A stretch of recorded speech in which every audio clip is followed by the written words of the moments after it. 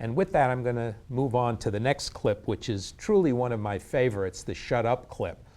There weren't a lot of happy moments in the making of this movie, but literally when we came upon Bill O'Reilly saying about he never says shut up, and then I sent word out to our volunteers, can you find any shut up clips? And they started coming in. We were roaring with laughter. So here is the shut up clip. Paula Evans, Winston-Salem, North Carolina. Bill, if you are so concerned about public figures being bad role models for children, please stop rudely interrupting your guests and telling them to shut up. Well, the shut up line has happened only once in 6 years, Ms. Evans. Well, I think that asking a student to stay in the closet in order to go to school is a lot like asking an African-American student. Want to know what I was doing? Shut up. Please don't tell me to shut up. As respect. Why did you have to tell him you were an atheist if you didn't have any trouble reading the oath? Why didn't you just shut up? What Jimmy Carter should do is privately give Mr. Bush his opinion and shut up publicly. That would be best for the country. And it is our duty as loyal Americans to shut up once the fighting begins. Once the war against Saddam begins, we expect every American to support our military, and if they can't do that, to shut up. All he's got in 6.5 years is that I misspoke, that I labeled a polka war to Peabody. He writes it in his book. He tries to make me out to be a liar. No, that's shut up. I don't know what to say. It just makes me feel emotionally sick. I feel soul sick. Fox News makes me feel soul sick. It brings to mind having been on the Bill O'Reilly show and having been on Hannity's show and the worst of all, Fox and Friends, and it's constantly shocking to see people who are seemingly adults behave in a way of your most dreaded foe in high school. He kicked them out for spying. They were indeed spying, and then they went back in, and then Butler pulled them out. So you are Saddam must love you, and I'm sure he must. Don't even try and do that inflammatory. I'm not a Saddam Hussein apologist. How do you feel that Saddam was? I remember after doing Fox and Friends morning show, walking home in tears after what a horrible experience it was. And they also tricked me when I went on there. They said they were going to talk about MoveOn.org. And then there was an African-American woman filling in for the white woman who usually is there on Fox and Friends. And when the segment was over and they cut to commercial, she said something along the lines of, you can't just come on here and say whatever you want. I remember that. I remember her saying that to me and being frightened of all of them.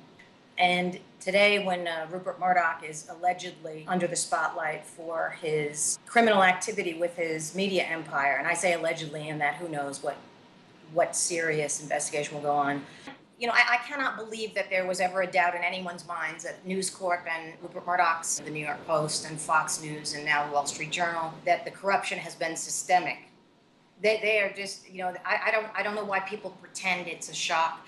I don't know why people pretend that it's a few bad apples, or when pundits will say, I'm not willing to say that the corruption that was in the UK extended over to these shores. Why? Why wouldn't you be willing to say it? What evidence do you have to support that it's an honorable institution? It shocks me when people say, do you think this will affect Rupert Murdoch's or Fox's credibility? And I'm not sure what credibility they are speaking of, because there is no credibility to be squandered.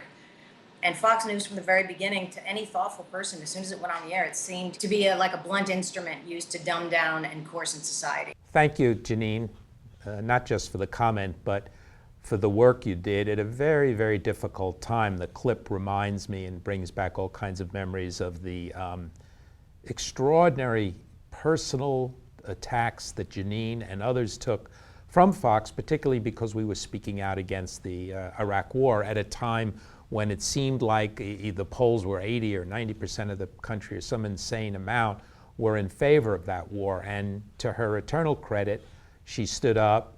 It was not easy, but she refused to be intimidated by what you saw there, which is truly the tactics of a bully. It's a disgusting bully. It's a bully who controls the microphone, but it's a bully nonetheless. So let me move on to the next question. Can we ever recover journalism to a respectable state after the destruction that Rupert Murdoch and corporate America have done to it over the last 30 years? From Stephanie Donald.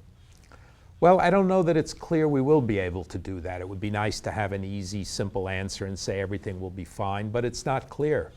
Journalism and other professions, by the way, have paid an awful toll for what's happening in our country, which pains many of us, which is greater and greater corporate control, greater and greater separation between the haves and the have-nots, more and more wars as an effort to solve problems that are social problems that will never be solved by bombing and occupying. So we've got a lot of work to do, and I don't want to minimize that work.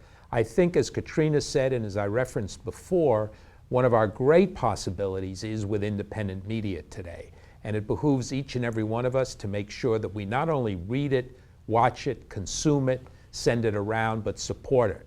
This is a critical piece of getting our daily information. Again, whether it's The Nation or Democracy Now! Or Alternate, these are pillars of progressive wording, of messaging, and of understanding how the world works today.